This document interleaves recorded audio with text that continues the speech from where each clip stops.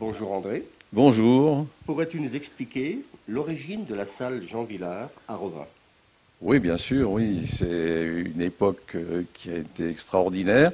En particulier, les associations étaient très actives et coopéraient sérieusement avec le conseil municipal au sein d'une commission extra-municipale.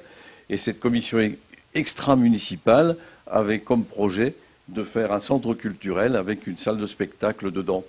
Et on appelait ça la salle de rêve, d'ailleurs, parce qu'on y croyait guère.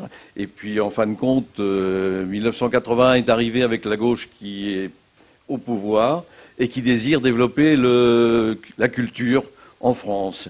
Et Jean-François Marguerin, le chargé de mission de théâtre et développement culturel de la Drague de Châlons, est venu à Revin et a été très enthousiaste sur les actions que Revin menait dans le cadre d'un développement culturel en milieu ouvrier, avec en particulier le CE Martin et Claude Lexac, bien sûr, qui était l'animateur de première grandeur à ce moment-là. Et puis, on a été amené à rencontrer Robert Abirached, le directeur des théâtres, ainsi que Jacques Lang, le ministre de la Culture.